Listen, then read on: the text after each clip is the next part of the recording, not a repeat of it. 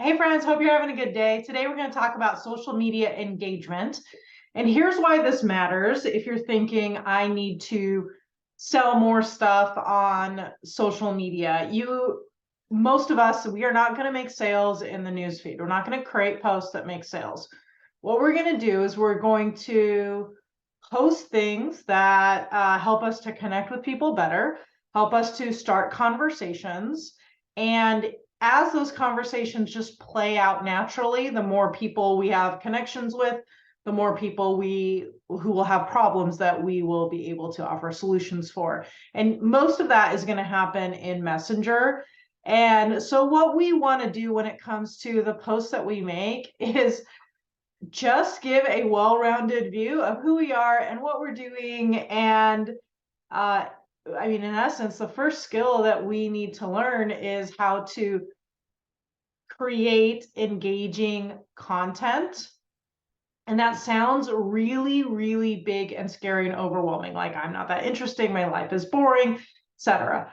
Now, if you decide to do the workshop that I'm doing on social media engagement and branding, I am going to cover our boring day posting strategy. But what I want to do here is I just want to explain how to connect with people on social media through the way you think about the different types of posts. And what's really nice about this strategy is it's not about creating 5 new videos a day. It's not about pouring your life story out there. It's not about constantly pushing your products in the news feed. So let's go ahead and jump in. I'm going to draw here because it's going to be way easier for you to follow. If you're catching the audio, I think we're going to go slow enough where you'll be able to catch it just fine. Okay, so here we go. We have the iPad going here. And so what we're going to do is we're going to look at the 5 different kinds of posts. This is going this way. All right, here we go.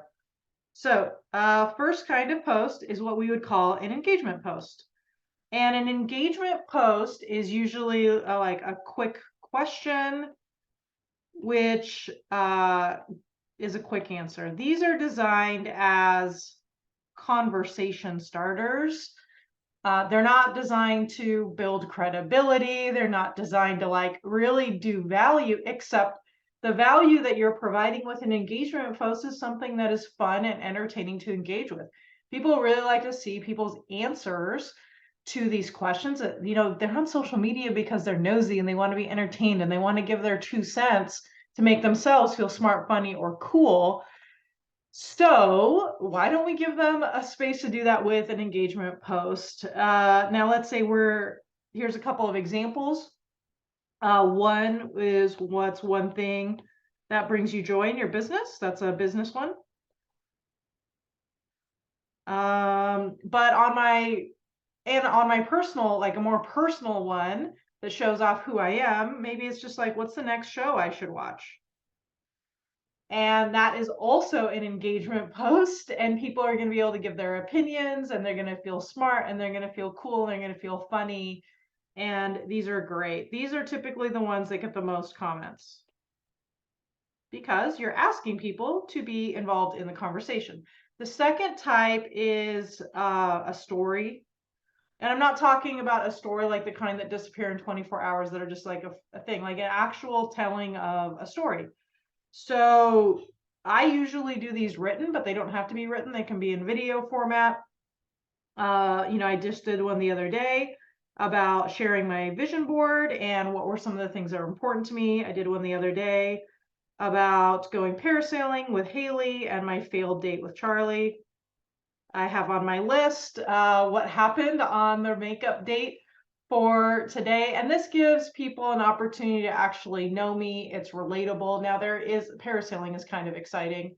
But going bowling with your husband is not, it's pretty boring, but these are the things that make us relatable. And people can connect with things like failed dates or getting beat by your husband in bowling when that shouldn't be the case, et cetera, et cetera.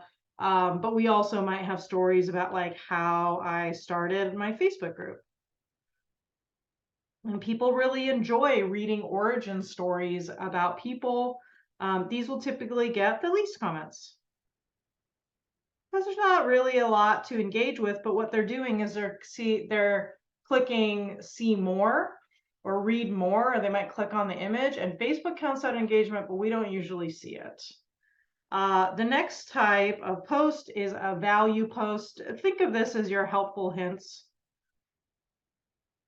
And so helpful hints, this video that I'm doing right now, this is considered a value video. I also did one the other day that was on Mother's Day gifts that I liked. And that is also something that provides value. A bunch of people wanted a link for the jacket that I got. They enjoyed that, right? It provided value to their life. The fourth kind is an action post, and this is usually an invitation to something. So this is the ones where you'll see, I made a cheat sheet. Would you like a copy? Or it might be, I have a coupon for, I don't know, I saw somebody post something like one of those meal delivery services. I have a coupon, let me know if you'd like it. And these are always like comment below. And there's a few reasons we do that. First, Facebook, if you put a link, they're going to suppress the reach. Second, if they want to come back to it, there's no way they're going to come back to your news feed. So if they just comment really quickly, yeah, I'd like that link, then you can send it to them in Messenger. So it's a couple things. Now you're able to have a personal conversation with them. But second, they can go back to their Messenger to find whatever thing it was. And that's a lot easier from a user perspective. So we love these. These are the ones that move people forward. And then I'm going to put an asterisk next to number 5, and I'll just call these social proof ones. And so these ones you'll see all the time in network marketing. They are the ones that are like, hey, here's some results. So I posted one actually this other day in a group. I posted a contest. What do you like? That was a social proof post meshed with an engagement post.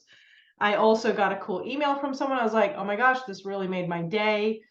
But I didn't make it like, and if you want this to, let me know, because sometimes that can feel really pushy. So be careful with social proof posts. I would recommend you talk about how they impacted you and things like that.